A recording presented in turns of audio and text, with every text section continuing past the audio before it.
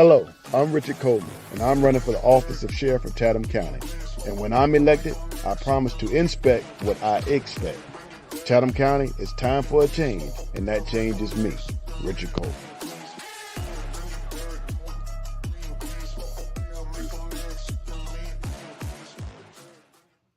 All right, good morning. We're back another Good Saturday morning. on the Watchdogs on our Black Media Network.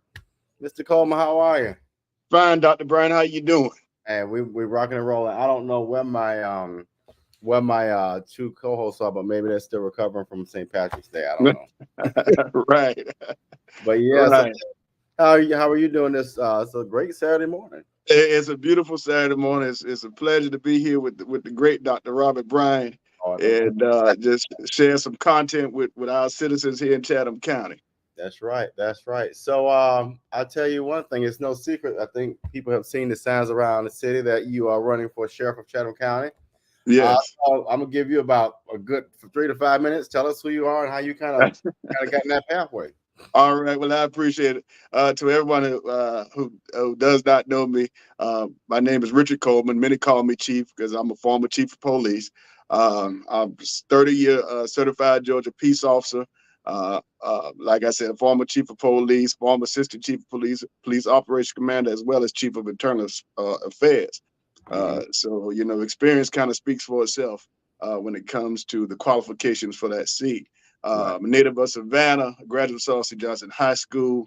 I have a bachelor's degree in criminal justice administration. I am soon to be a 2024 graduate with a master's degree in public administration. Knock on wood, it's just the last quarter here, Dr. Bryan. So I'm kind of trying to chase your footsteps there. And as well as I am a Georgia certified law enforcement executive, which is very key. It's very important. To the position of a sheriff, which holds a budget about $65 million. So it's not, we're not one of these small kinds where you can rah. You got to kind of know what you're doing to get in that seat. Right. And so our other co-host joined us, Carlton, Mr. Richard Coleman, running for sheriff. Mr. Carlton, how you doing? Good morning. How's everything? It's Saturday, and I don't have to go back to work for 9 days, so I'm excited. Understood. You seem excited. Understood. So we just basically were intros. He was sharing. He's running for sheriff and kind of why he got to that decision. But let me ask you, Richard. I know you have all of the experiences and the background and the administrative pieces to make you a successful sheriff. But what made you say, you know what, I want to go through all of the bureaucracy, all the things, all the red tape, all of the struggles and challenges to make this place a better system? So what kind of got you in that space? Well, it's actually, being here, living here, Dr. Bryan, hearing things, experiencing things, knowing that, you have a lot to offer individually within yourself. And you want to make those changes around you. They always say there's no place like home. There's no place like the area in which you live in. And when you're conscious around of your surroundings and politically conscious of things around you, you got to ask yourself, okay, where can I fit in to be a part of this, to bring that effective change in my neighborhood and my communities? And the sheriff's office is where it's at for me. That's the position for me. I believe I can do a lot of good things to our city, to our county, for our citizens, for our communities through that position. Some people have aspirations to do this and that. I don't believe that. I feel like you don't go where you're not talented or gifted at. You need to go where your gifts will take you. And I think that being in that office is definitely where I can benefit the people of Chatham County the most. You're running against Wilshire, correct? Yes, sir. Well, I guess my first question would be, it's always we always have a contradiction about what our opponents do. So what would be, I'm pretty sure you looked at some of his policies and what you would like, what some that he has and some that you would like to change. Can you kind of go into that a little bit, if you would? Absolutely. The key thing is in any representation is always hearing from your constituents, the people that you represent. In my situation, the good thing about that is the entire county. So, being out in the community, speaking with people, we have to address things. Number one is that mental health issue. Citizens feel like, Chatham County should not be the leading provider for mental health resources in the southeastern part of Georgia, right? Unfortunately, we are. So we've got to address mental health. These people need treatment, not incarceration, right? They need help, not jail. So we've got to address that with providing diversionary opportunities other resources other than jail. I said that I would when elected. Right now, I believe the Georgia Regional it's part county and part state. So the county has a say so in the operation of that situation over there. Now we know of course we look more into details with that.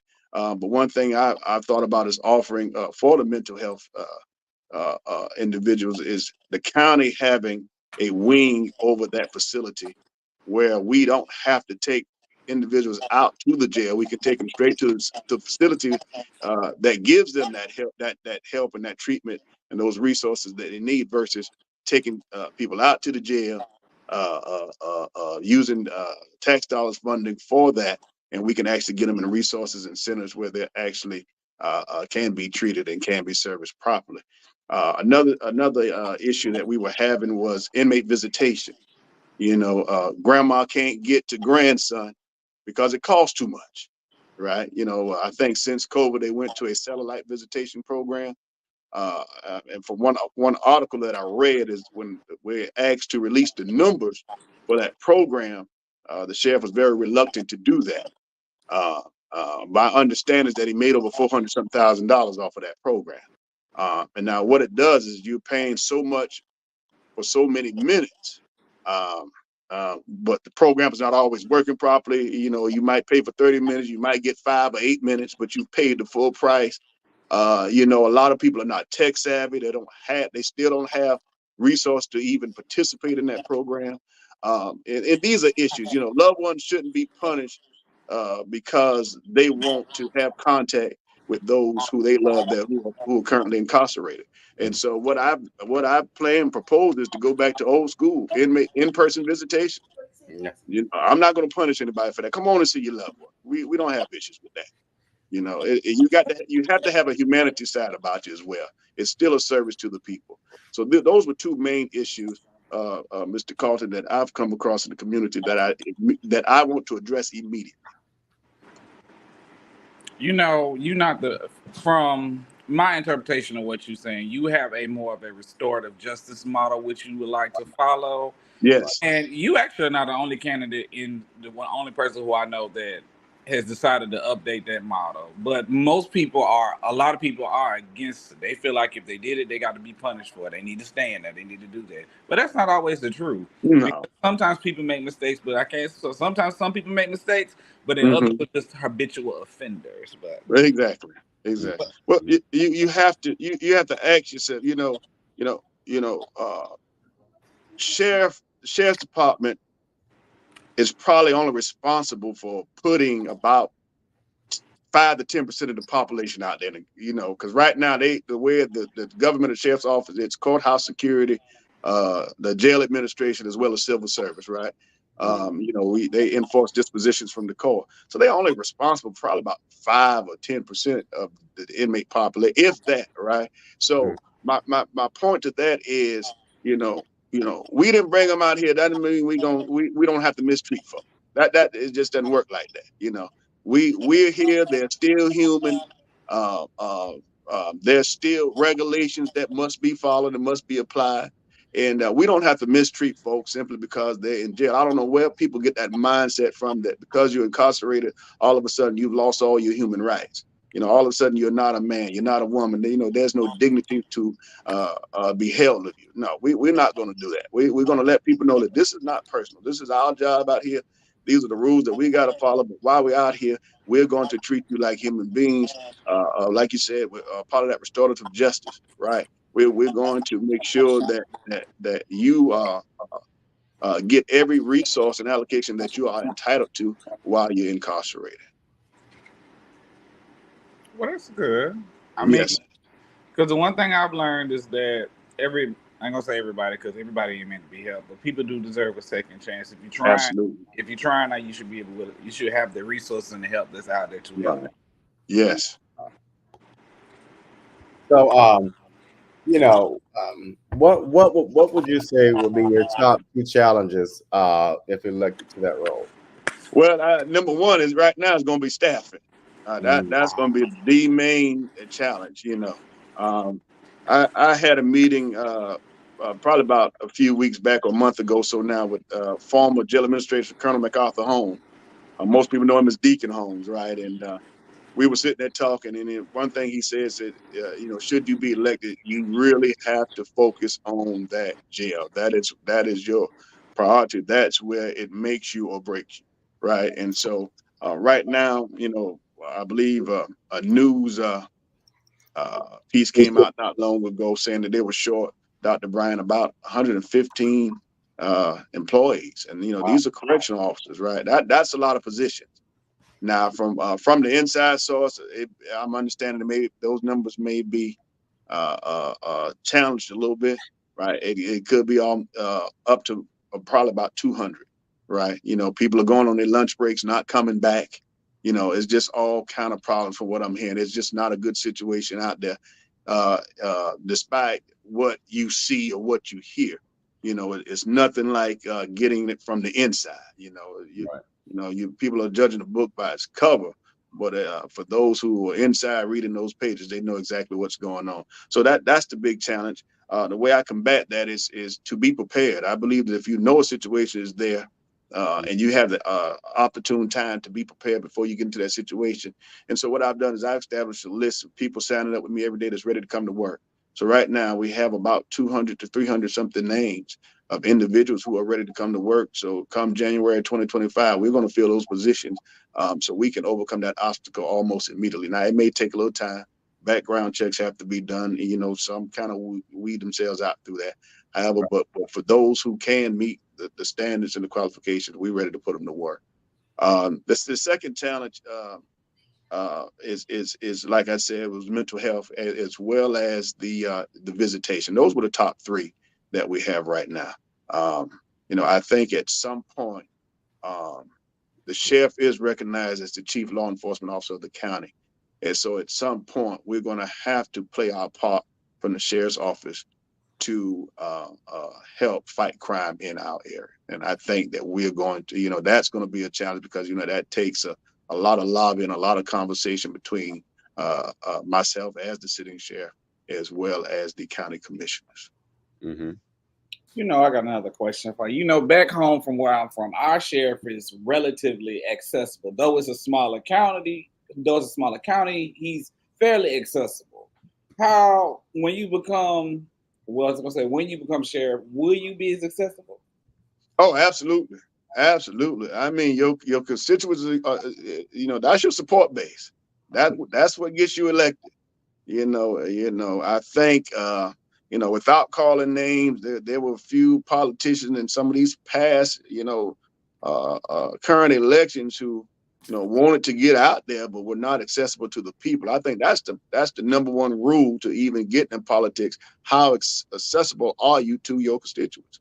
And people might say, well, that might get sick. No, that's kind of what you signed up for, right? That's kind of what you signed up for. That just comes with the territory. I'll be available 24/7.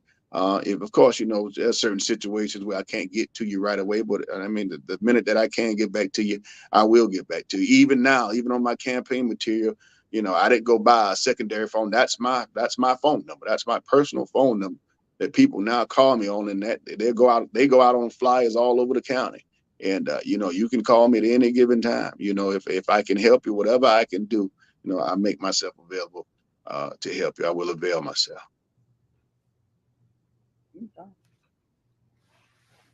So I forgot my whole question there. Quick, Carlton, go ahead. I'll come back to it. One of the moments, because I was like, yeah. Oh, I do. It can make sense. I'm gonna go ahead. No, I'm gonna say go ahead because what I got to say can wait either way. So go ahead. So you one of the things, Richard, and you mentioned a little bit of this around reform, and we talk about the criminal justice system being rather a mechanism for corrections or to help people to grow or to develop into different spaces. But as become more capitalistic, how do you see that shifting, or how do you see yourself contributing, if elected, to shifting that whole mindset? Well, you know, uh, I think everything starts from within, Dr. Bryant, right? As the sitting sheriff, you kind of control the narrative, right? So you can kind of predict the direction that things are going, and that is the beauty as well as the power of that seat. That seat, it's its own governing board, right? You call your shots, you control the narrative, you control the director. So whatever direction you need to go in with addressing those issues, we talking about reform and rehabilitation, creating those initiatives that are going to be effective, right? Getting people in there who are going to have the mindset to make sure the initiatives are effective. Getting away from just, hey, you got to be here, you got to do this, you got to do that. No, versus establishing graduations at the jail, right? We want to see big graduation with high school diplomas. Let the parents and the people come out and be a part of that, right? We want to partner with Savannah Tech. I don't know if they are now, to bring as many satellite programs as we can in there, to provide education for individuals. I was studying, I saw where some jails are even offering CDL programs.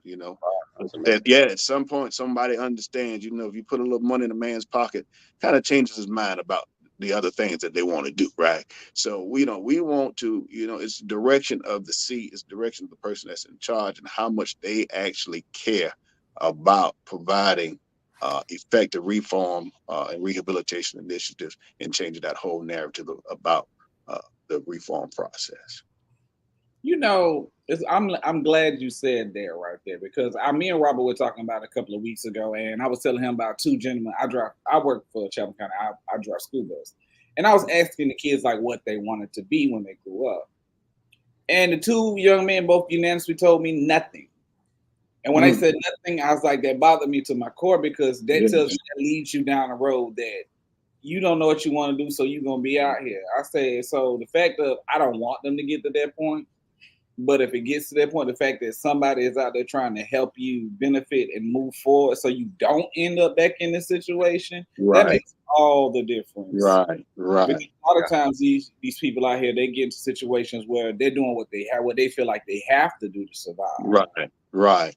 I would like to part of my platform is, I would like to start, and this is self-initiated by myself, is what I call a CARE unit, CARE. That stands for Career and Rehabilitation Efforts Unit, right?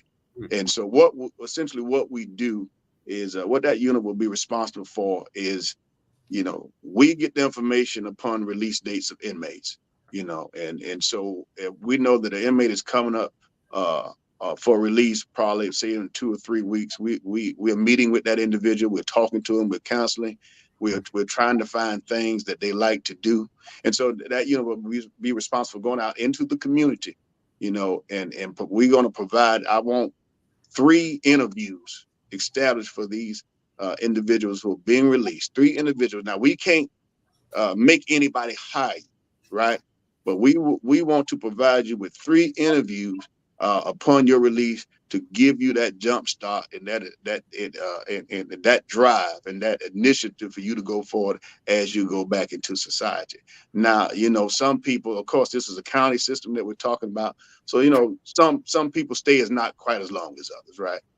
They don't lose their jobs. They don't have those problems in between. But for those, I think the max time out at the county system is, I think that's 2 years. Is the 2 years is the max that you can do in the county jail system.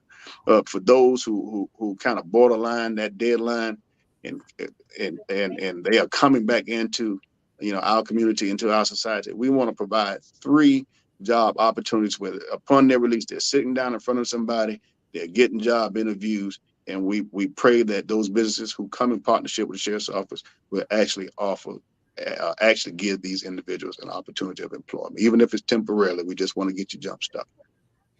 All right. Well, we're going to go to a quick commercial break, and we'll be right back.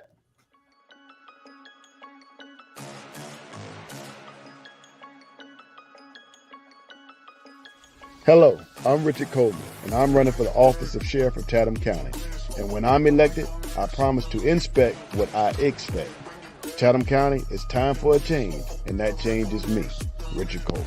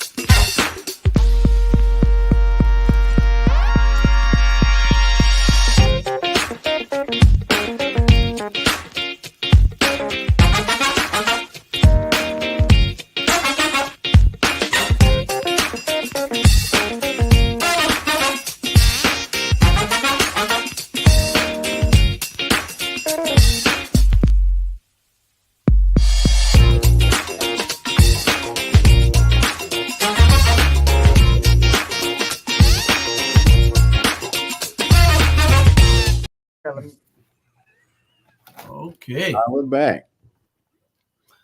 I'm sorry I'm late, gentlemen. Y'all can hear me? Oh yeah, we knew you had a question. Okay. Brother Coleman, good to have you here. Mr. Hall, thank you, sir. Okay. This is one of them shows where it's always those tough questions. Absolutely. So we just make sure that you can got the answer. I know you got the answer for it. So my question is, how can you help with the increased crime rate that we're seeing balloon all over Savannah and Chatham County, knowing that the sheriff department doesn't do a lot of law enforcement? We know the sheriff takes care of the jail, sheriff serves warrants, the sheriff takes care of the courtrooms.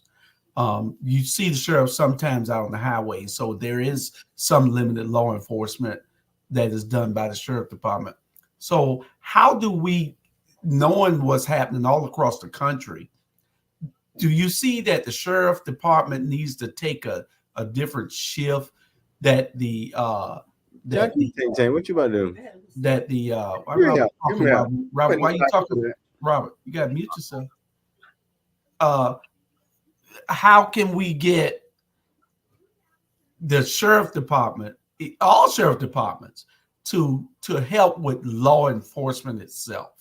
We know that that's not one of the duties of it right now, but is there anything that, being that it's the highest law enforcement agency in any city or any county, how it seems like you can have a bigger role in law enforcement? So what's your thoughts on that? Oh, that's a very good question, Mr. Like you said, according to the Georgia Constitution, you touched on this, the sheriff is the chief law enforcement officer in the county. Now, and as you said, they're mandated to those three primary duties that, those are constitutional duties, is jail administration, courthouse security, as well as civil service, right? But there's also in that clause where it says, that the sheriff has a responsibility for enforcement and overseeing crime, right? And so, a lot of sheriff's departments, some of what they call full service. That means they offer that law enforcement that you're talking about. But then, you have some, and normally you face situations like that, which is what we have in Savannah, when you have a county police department as well as a sheriff's department, where they say, well, we will let the county police department handle the law enforcement public service duties, and we'll let the sheriff just do his constitutional duties. So if you're facing that as a sitting sheriff in that type of situation, the thing is that nothing stops you as sheriff from still enforcing. And so now what you want to do is you got to be very careful, because you want to be respectful of others governing bodies, government, right? And other departments. So what you can do is offer your department as a resource and support units to other areas. So what I would do as a sitting chair is to initiate some law enforcement units as a support unit to other areas. Say Savannah had a shooting in a certain area, well, you're going to have a lot of manpower, Mr. Hall, that's tied up in that area. Now you still have other areas of Savannah that still need to be covered, and so you got all this manpower type. And so what we can do as the sheriff's department is have that community patrol unit to come on over and ride that area while Savannah is taking care, of the shooting investigation. So it's more of a support unit, right? And if say smaller PDs, particularly smaller PDs, like a Thunderbolt, they may not have the personnel or the tools to investigate certain crime. Well, you can bring that to us, and we allow one of our detectives to come out there, use our resources to go ahead and assist you in investigating that crime. And so this is the position that I'm in, saying, hey, let's play our part. I want to play a part in support of crime prevention in Chatham County. Now, of course, you're going to have to go to your commissioners, because everything requires funding, right? And so that was my next question. Right. How Everything do you requires get the funding so that you can do the things that are necessary, so that your job is not to fill the jails. Your job is to control the jail. Right. Well, if nobody came to jail, it would be better. Right. Exactly. You at that point, I like to say, Mr. Hall, you become a good politician, right? You've got to state your case before the commissioners. One thing about it is, everybody, you can never have enough law enforcement in an area that's overcome by crime. I know one of the things that you told me when we first talked a couple of years ago, when you said you wanted to run for sheriff, and we had this talk, and you said that one of the things you said, well, they got T-Splosh, right? They got a tax for T-Splosh, and you said they got a tax for E-Splosh for education, right? And you said let's have a tax for L-Splosh for law. Right. For law enforcement. Right. So you can increase the budgets for that. Right. For that. Let's see if we can get the motel hotel tax to be a part of law enforcement. That's right. Tourists. So law enforcement needs a boost also. If you tax for education and infrastructure for the roads, education ain't gonna do you no good if you have a chaotic society. That's right. Tourists ain't gonna do you no good if you got a chaotic society. So you have to have a chaotic community. So you have to have those things. And it was a great idea that you came up with asking the legislatures, the legislators of state legislators to come up with funding or a tax that can be implemented that will fund nothing but police. You can hire more officers. You can do all these things we already know where the crime areas are. Right. You know where the high crime areas are. So you do increased patrol, even if it's your own sheriff the detail that you put in that area, just to hold it down. Because one thing for sure, if they see the police there, they're not going to commit the crime. Exactly. So when you got 1 and 2 units patrolling one particular beat, and then they go out for a call for service, then everything's left wide open. Yes. Wide open, right. If they're investigating that shooting, everything else is wide open. And that's where we can benefit the county as well as these other agencies. And that's why I say, you have to put on your political hat. And that I always say that sheriff has just 2 parts to that seat, right? That's the law enforcement position, but there's still that political part that you have to go and you have to lobby for these tax funds and these tax dollars to represent law enforcement so we can support the community. So you're absolutely right. Yes. Mm-hmm. You know, in Chatham County, education does have the biggest budget as far as the county, city, all of that. So the issue is going to come that people are already feeling the pressure of the economy right now, with the fact that inflation is came and everything is so high. So you really want to sit up and tell the constituents, I want to raise your taxes so we as a law enforcement agency can get more money, so we can have a LSPLOS fund for law enforcement when their millage rate is already at an all-time high. They're not going to sit well with the fact that, oh, I have to pay you more. I have to pay more money in taxes and this, that, and the third to accommodate you. So besides the LSPLOS or a tax increase, what is another way that you could possibly get the funds that you see in your eyesight? Well, you know, the jail has a $65 million budget, right? Okay, that budget is cut into two parts. I think, and Dr. Brian, you helped me with my math here. I think 52% is the jail, and 13, that's what I got left over. No, Danny was good at that. right. 28. The other portion is for enforcement. Now I totally agree with you. That's where you're going to run into problems with particularly conservative voters who are saying, "Hey, these are my tax dollars you're talking about here." You know, that's why I said earlier is that you have to look at you can retrieve some of those funds by addressing the mental health situation. You know, if we stop the jail from being the biggest leader in mental health hospital, because that's not what the jail is designed for, right? And we can get individuals who deal with mental health in their proper setting. You know, we can have resources and money to allocate towards law enforcement the way it's supposed to be. And so it's a check and balance system here. You know, when I was talking to Colonel Holmes, he said that psych medicine, even the generic brand that comes to the jail, one pill is $400. Now you talking about 30% of your jail, right? 30% of your population is mental health. Taking that medicine 4 times a day. 4 times a day. That's serious. That's serious money. It adds up. It adds up. Now, if they're standing there in extended stay to almost 2 years, look at that money. Look at if we can deal with that mental health and get that mental health in the place where it's supposed to be.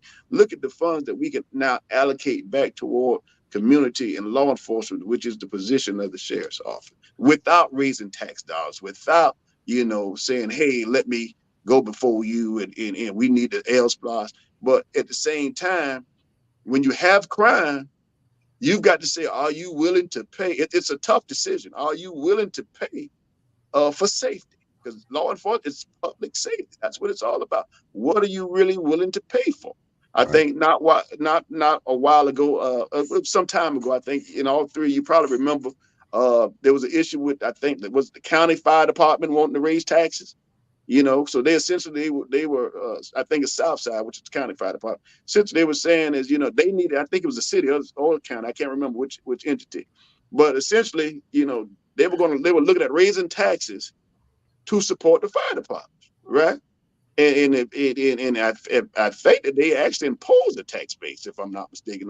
I'm just saying, talking in general, because I don't have my facts in front of me. But it's kind of the same situation. It might hurt you, but it's public safety. When you go to a funeral, ask that mother, does she want to raise taxes, or does she had more law enforcement services provided to help her situation? That's kind of how you think. Everything is not like that, but that's kind of how you're balancing things out. Yeah. So you're talking 13, and I get your figure now. You were saying $52 million of that goes to the jail. And Yes, 13 left. So you got 13 for other 13 the other million. areas. You're right. Okay. That goes to the enforcement side. Yes. Okay. Yes. So roughly, I didn't have my numbers in front of me. That's correct.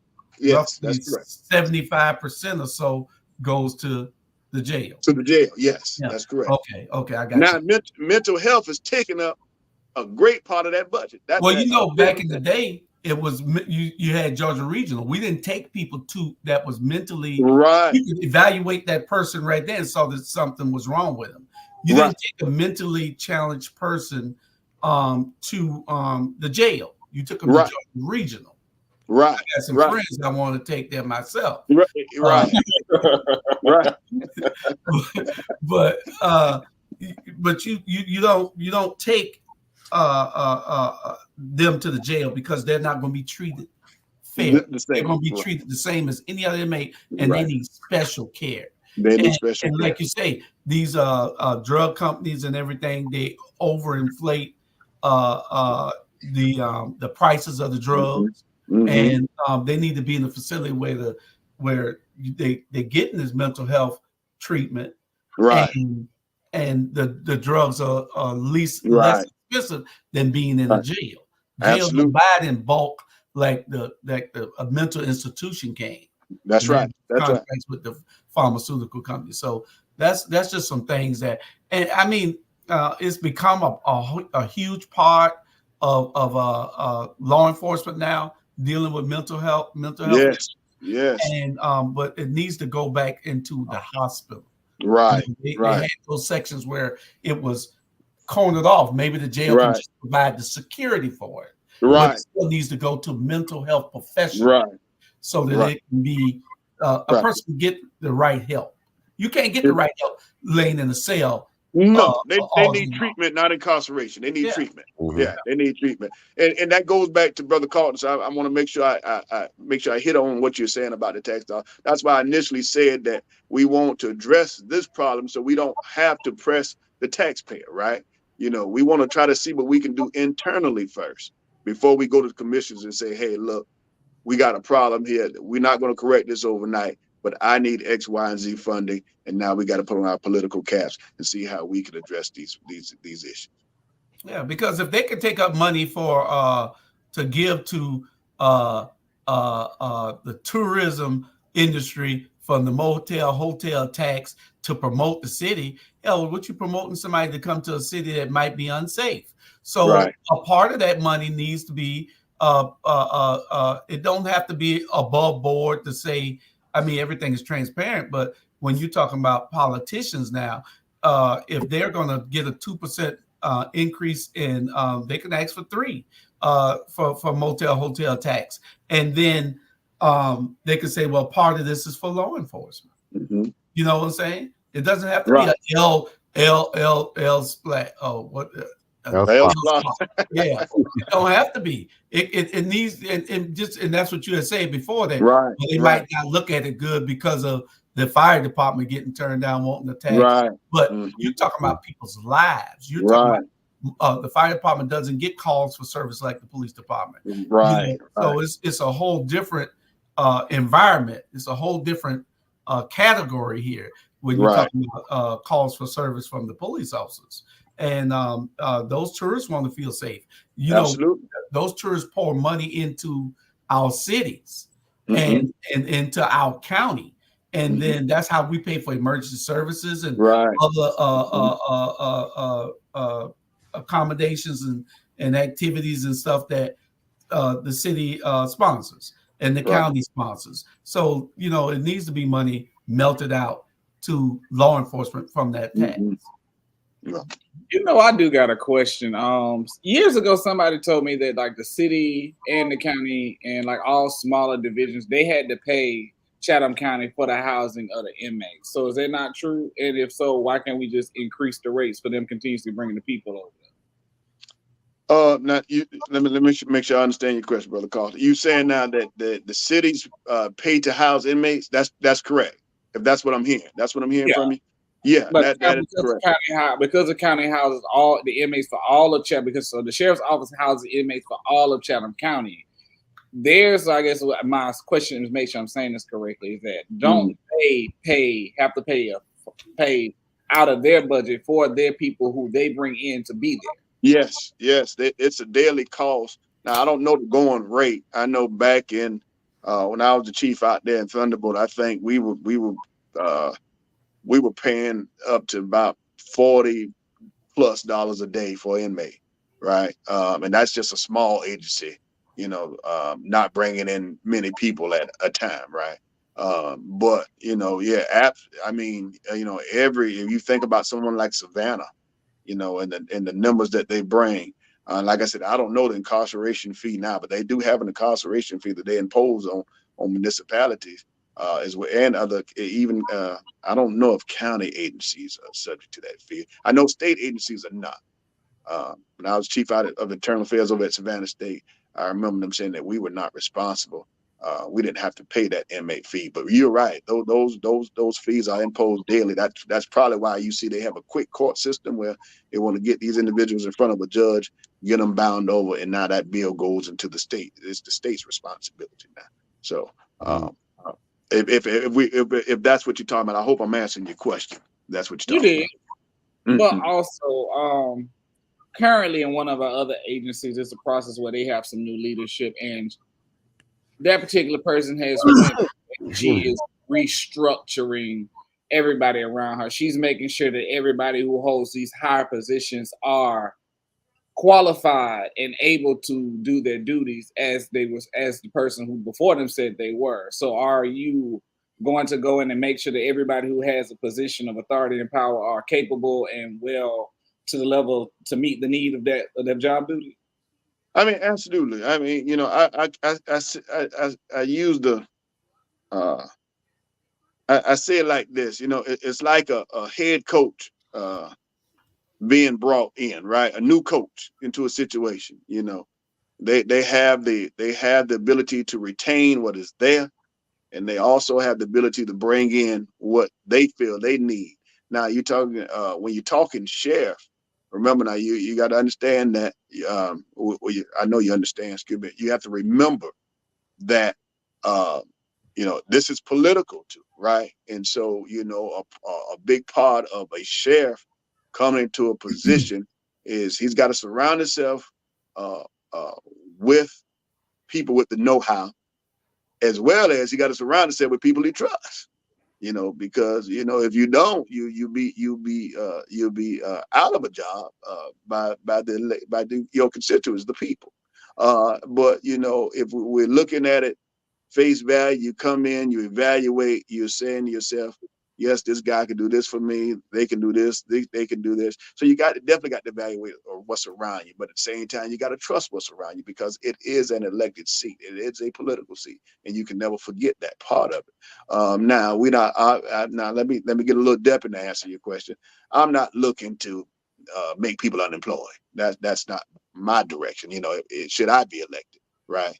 And I think that they have a lot of good talent in place right now.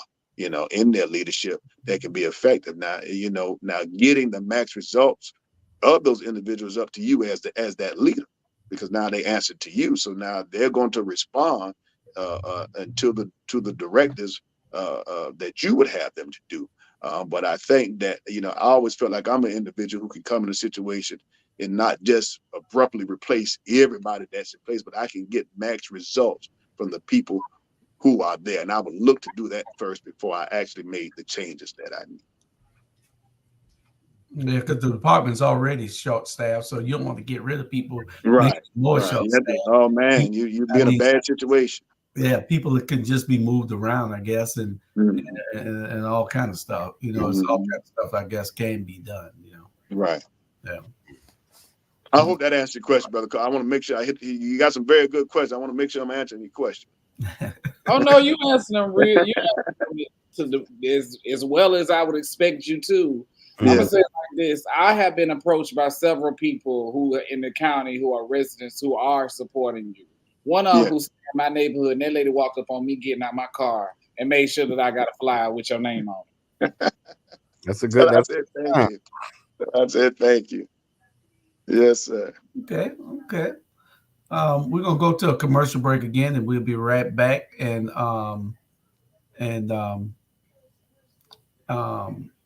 ask you our final questions. We got about 10-15 minutes left, and we'll go from there. All right.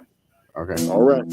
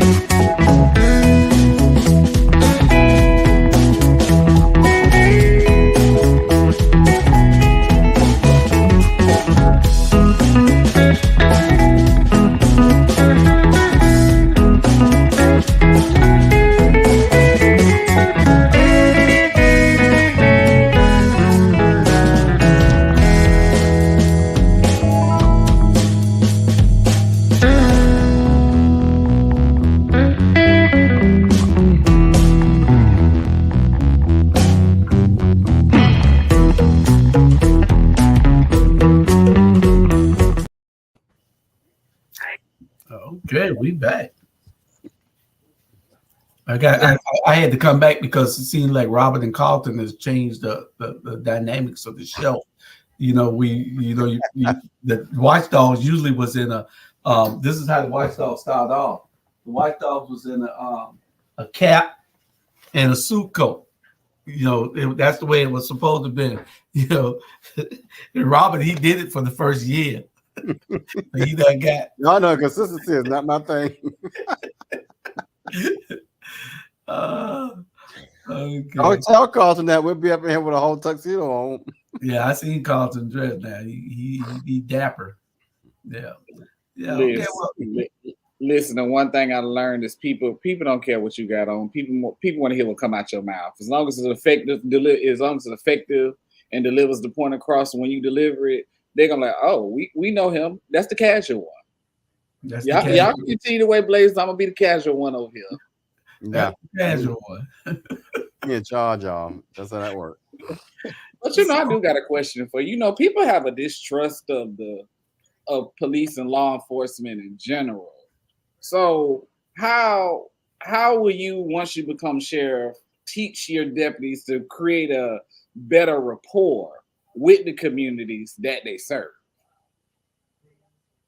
Training, and more training. You know, even being a police officer many years, being a law enforcement executive, believe it or not, when I'm traveling, I'm still subject to the same problems that African Americans face every day across the nation with law enforcement. It doesn't start with me, you know. And I don't, you know, my point is, I don't feel like I have to identify myself for you to treat me like somebody, right?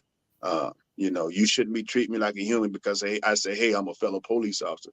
You should treat me like a human being because I'm just that. I'm a human being, right? And so, you know, I too experience that and encounter that as I go back and forth a lot, actually. And so when you have those personal experiences, you always tell yourself, if you're in charge, this is definitely something that I'm going to make sure doesn't happen, especially if I'm the head that's been the representation there. And that starts with training. I don't know if Mr. Hall can tell you, it was a situation that happened way back. And Julius, I can't think of what it was, but we had talked that if they knew how to approach our community, that would not have happened. I don't know if it was a shooting or something that happened with the law enforcement officer, but that let me know that they had no diversity training, no inclusion training. You know, there was just no sense of being comfortable around other citizens other than their own. And we just felt like if they had encountered more interdepartmental training when it comes down to dealing with diversity, dealing with inclusion, you know, the rights of people, you know, I think that situation would not have happened. And so I hammer in on that, on training, and more training, and accountability. Remember now, I was chief of internal affairs, so I policed the police. And that big part of that was law enforcement accountability. You know, you're no different than anyone else when you break the law or mistreat our citizens. Just because you had that badge doesn't give you any type of special privilege to go out there and misrepresent our department and mistreat other citizens. And so it's training. In law enforcement, you want people to feel at ease around. Right. You don't want people to be on edge. You don't want people to be nervous. That's right. You know, what you want people to do is be comfortable with you. And if they're comfortable with you, they're more likely to talk to you. They're more likely to tell you things that about some real criminal activity that might be happening. Because when you go to work as a police officer, you're going to protect and to serve. Most officers come in with a grit. They grit on you, and then they come in acting like they got to show you that they're the boss. Right. We're in a controlled society. Mm-hmm. And people know that without the police, there is chaos. So there's no need for you to show us anything else. We already know that without you, there is chaos. So you don't have to come in being macho. You come in and with an understanding that I am here to help. Right. I'm not looking to cite you. I'm No. not looking to arrest you. I am looking to help. And when they had that attitude, if the police officers had that attitude, I'm here to help first, people wouldn't have that negative attitude Absolutely. toward police officers. You got to help. Absolutely. And that falls in line with community outreach, right? Yeah. Being engaged with the community, understanding your surrounding, your environment, and the people that dwell therein. So that's it. You're absolutely right, Mr. Hall. We've had, and I want you to address this. We've had, and one of the things that I think should happen all over the country with these correction officers in the jails, and in the prisons also. But let's talk about the jails, since that's what the show's about. They have recently, a lady from the Chatham County Sheriff's Department got a 20-year sentence for smuggling drugs into the jail. She getting more time than the person she was trying to help. Now, and what needs to happen is that these people need courses or classes every quarter telling them training. Yes. Look what happened to this person. If you try to bring drugs into this institution and you get caught, you're gonna get more time than the person you was trying to bring them to. So that's right. And I hated to see that, because here there's it's always some young women that get these correction jobs, and then they're trying to smuggle drugs into trying to help their boyfriends and this and that, and family members, and it's not good. No, and that that's pushed on that's pushed on them upon hiring. Don't do this, don't do that.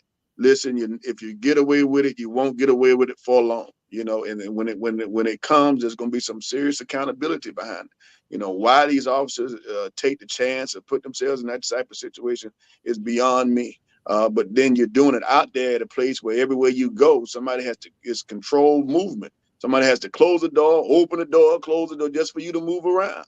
And why even put yourself in those type of situations? So yes, it's bad. It is something that you have to hammer in, like you say, consistently with your employees.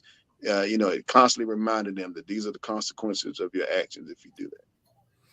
All right. Well, Richard, if you would let us know, how can people contribute or find more information about you, maybe going to a website. So share that information with us, please. Yeah, you can contribute to Richard Coleman for Sheriff. My website is going to be up and running by Monday, right? And so we'll have a piece on there where you can donate.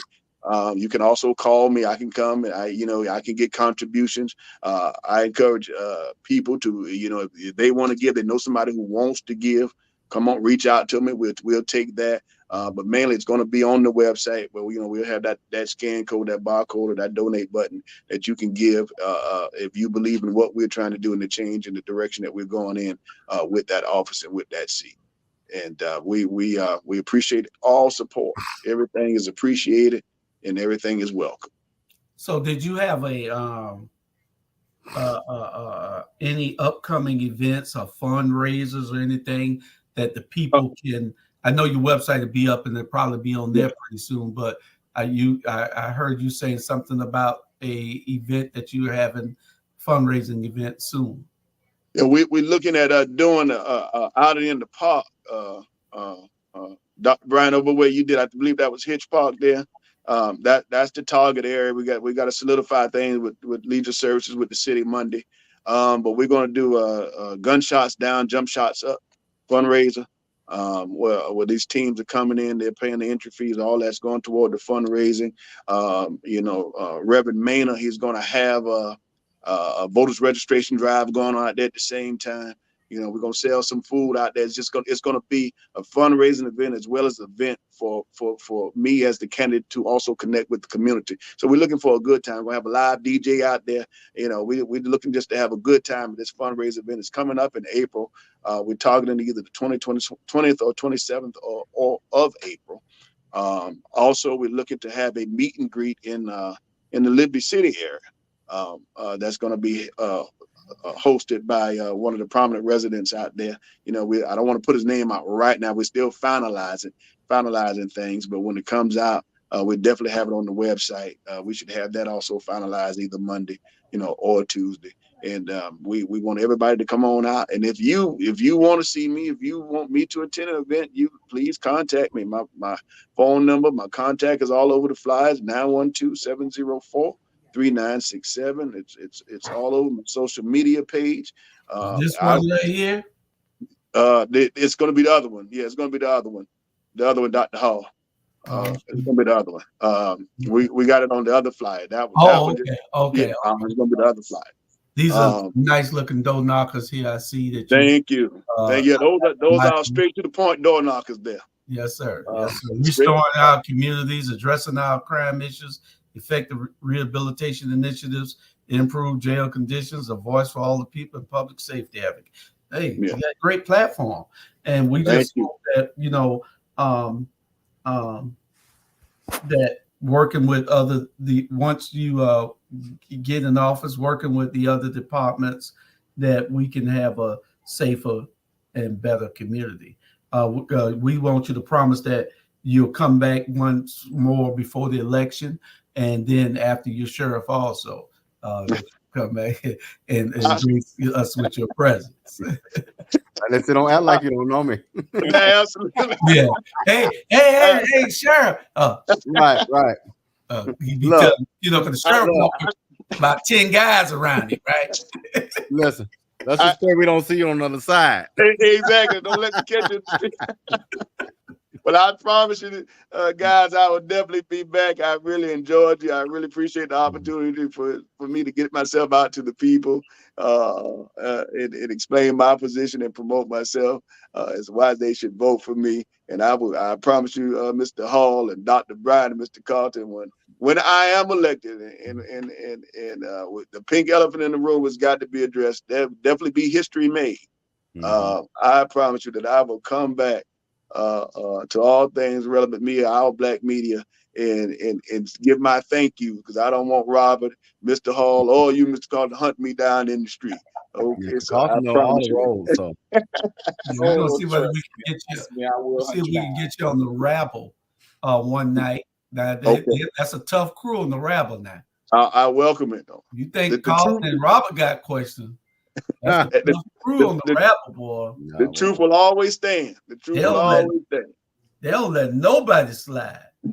Lord have mercy. But we're gonna see whether we can get you on the rabble and a few of the other shows. Have you been on the Little Blakely show yet? No, she has established the invite. We're gonna connect with her. Hopefully, we can get to her soon. She has offered the invite. She has offered the invite. So hopefully, we can get to her real soon. Okay. So just let everybody know that where you at all the time. I guess if they go to your Facebook page and then you say you will be up Monday. It'll be up Monday. Yes. Okay. All right. Any other questions from any of y'all? No, I really enjoyed it. I really enjoyed the show. I honestly did. I really enjoyed it. I appreciate the opportunity. Just a statement. No questions, just a statement. I want you to say the aesthetic that you have given us on this show today is a true Southern gentleman. I want you to keep that whole aesthetic going on throughout your campaign, because I want to know people in the South, we appreciate it. I appreciate it. Yeah. Y'all, I'm hanging out. America at the dollar. Lord have mercy. Yeah, that'd be fun. Y'all, I'm hanging out with my 6-month-old cousin. So. Okay. So we appreciate you, brother. Thank you, Coleman. We wish you good luck. Thank you. We'll see you out there on the campaign trail. If nobody else got no questions, then do you have a last statement that you'd like to give us before you go? Just tell the audience in the next 2 minutes, 1 or 2 minutes, your last statement before Robert take us out of here.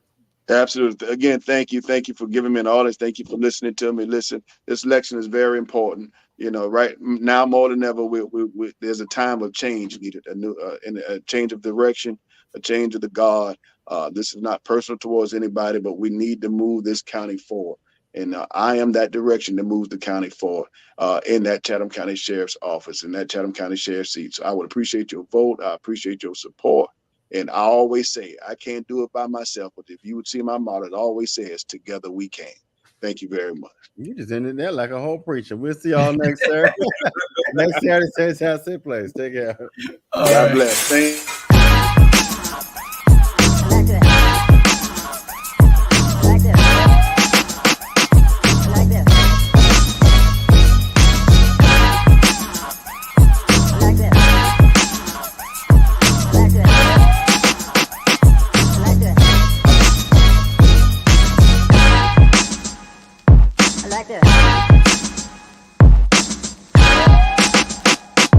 Like this.